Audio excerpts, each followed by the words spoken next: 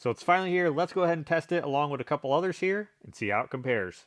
So to carry out this test like normal, I do have that CDI torque tester here. Now this one is 25 to 250 foot-pounds. So this will give us 25 to 100 there for these torque wrenches. And this does have a claimed accuracy of plus or minus 0.5%. And of course, like normal, with the digital torque wrenches, going to be using this milling table to provide a consistent load on the torque wrench. All right, so we have the icon here set to 25.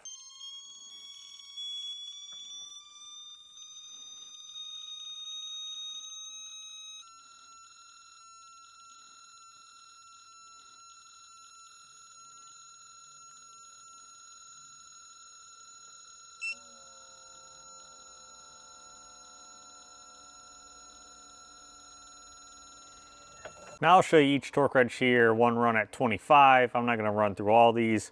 I'll collect this data here, 3 pulls each at the desired torque. So I'll do 3 at 25, 3 at 50, and of course 3 at 100.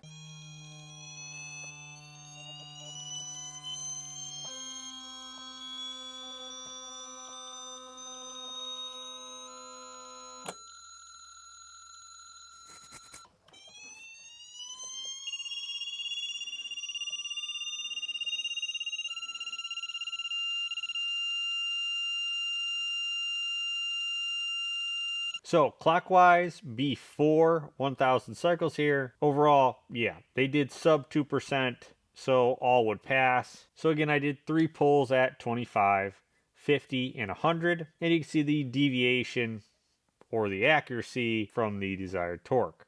And then below that, factoring in the plus or minus 0.5% accuracy of the tester, giving us a range here. So like normal, I'm going to do 1,000 cycles at half the max, so in this case 50 foot-pounds, and I'll run through each of these, of course without it being on the tester there. That way you can hear the noise actually from the torque wrench.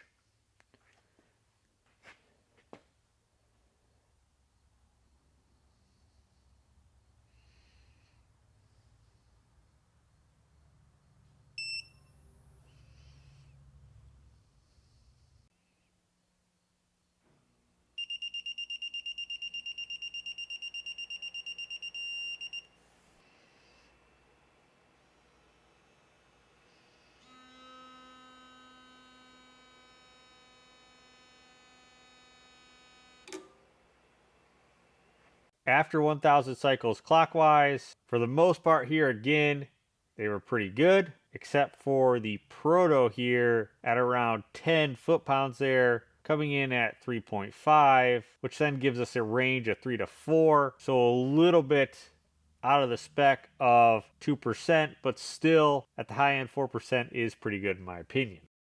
Now I also tested counterclockwise after 1,000 cycles, and again for the most part here they tested pretty good. Now keep in mind at 5 and 10 foot-pounds there, the Icon and Carlyle, and yeah, they were over that 3% claimed accuracy. So I did also capture angle by using a spring here and some compression washers to put drag on this bolt, because you do need roughly 5 foot-pounds here with the 3/8 before it'll actually start to read the angle. Testing angle, yeah, 2, 1%, pretty good at least from my testing. Now, yeah, the snap-on tech angle here, definitely an impressive torque wrench. I'm not going to spend much time with it in this video. I'll leave the video link below to where I went fully through this menu. But yeah, MSRP of roughly $750 here. We do have a claimed accuracy of plus or minus 2% clockwise and 3% counterclockwise, with a range of 5 to 125, 80-tooth ratchet head there, only a 2-year warranty, and of course it is made in the USA. So the Carlyle, pretty pricey here, coming in at $500 MSRP. That said, looking on the Napa website, looks like they're moving towards this green without Napa being on the tool at all here. 36-tooth ratchet head, made in Taiwan, 5 to 99.5 foot-pounds, claimed 2% forward and 3% counterclockwise accuracy there, and supposedly comes with a lifetime warranty. So above and below the screen, we have those LEDs for indication, along with a buzzer there, 5 buttons with the on button, which is also the clear button. So you can cycle through the units here, of course, Newton meters, inch pounds, foot pounds, kgcm, and your angle. On power up, you will see a little battery here giving you the level of the batteries. Above that, we have the memory, so we're in memory number 1 and track mode. If we hit the M here, we can cycle through those 9 memories. In the change that mode, we're going to hold the units button here. Tells us mode, and we can cycle, you can see there, to P mode. In peak mode, it will also give us 50 recordings there. So it's interesting, the calibration testing is actually a sticker here they placed on the inside of the case. But one thing I can tell you I definitely don't like is how much play is in this head. Yes, I did tighten this up, and there is still quite a bit of play here in this head. Especially when you consider this torque wrench with an MSRP of $500. And to me, over time, yeah, it isn't going to take long before this grip is pretty dirty. So personally, I would probably stay away from this unless for some reason it's down near the $200 mark. Maybe you consider it at that point. Proto, pretty pricey here. We're talking almost $1,000, more expensive than even the Snap-on. 50-tooth ratchet head here, share that push button, and you have the center lock. Now, yes, this is not a flex head, but the head here is removable, so you can flip it around to the opposite side of the torque wrench there, or, of course, buy a flex head here to slide in. But this feature does make it quite nice for changing out the ratchet head. Now, it's interesting, it does claim here 5 to 99.6 foot-pounds, but actually the lowest desired torque setting you can put on this torque wrench is 10. Screen-wise, pretty simple. You'll notice it is telling me to calibrate. Yeah, this torque wrench is definitely over a year old. Of course, I thought we'd have that icon a little sooner, but in all reality, this will not impact our testing. We can cancel that out by hitting the power button again. Readout in the center, you can see the torquing direction, desired torque, battery indication, number of torque we're on. Of course, the Bluetooth light is flashing. Now, you will have to use the Proto app. I did run into issues with this app. You could be using it and the app would crash and close on its own, and then I'd have to reopen it. One thing I will mention is that last torque setting will stay on the torque wrench, but to adjust it going forward, you're gonna need to use the app. You cannot adjust it with any buttons on this torque wrench. It's got to be all done through the app. App's pretty simple. You have a drop down above. You have the torque wrench here displayed. We can see that desired setting there along with actual, and the tolerance set to 1%. With the battery indicator, Bluetooth connection, and information icon in the center, we have our favorite here. Again, 50 foot-pounds, just a quick torque setting. Click on the little dots to the side. We can then edit it. Of course, this label there is 2. We're set to foot-pounds, units-wise. You can see we have Newton meters, foot-pounds, inch-pounds, and kilograms cm. Along with that, below we have the optional angle, and then the tolerance, which is 1 to 10%. And which direction we're torquing, and then we're going to go ahead and save it. And it's going to sync that to the torque wrench. If we hit the boxes here, we can actually locate the torque wrench, torque history, so all the torques I did, and you can see here is a torque with an angle right there. Now if we go back to that, we can set up torque sequencing, single pass torquing or multi-pass. So if we click multi-pass, we can do a primary, secondary torque, and then also additionally an angle here. So some pretty interesting things there. If we click that drop down, wrench options, wrench settings, again you see it wants us to calibrate every 12 months and at 5,000 cycles here. Preferred setting for units and tolerance. If we click on that icon near the Bluetooth, it gives us the total count there. So of course over 1,000 cycles. Again, when it was last calibrated, when it wanted to be calibrated next, and you can reset the tool, forget the tool, and again, change those settings. Yeah, so the app is pretty simple, but it does have a couple nice features there. Again, my biggest problem was it kept crashing while torquing. Now, along with that readout in the center, it does have 2 LEDs on the front here, and 2 LEDs here on the back. Vibration in that handle, along with an additional vibration, which simulates a click actually, which is quite interesting when using this torque wrench. But I will say one of the biggest drawbacks here is it does have a built-in battery, in which you do have to use this charger, which lines up on the back here, like so. Comes with a US cable that does plug in right here. The calibration certificate here.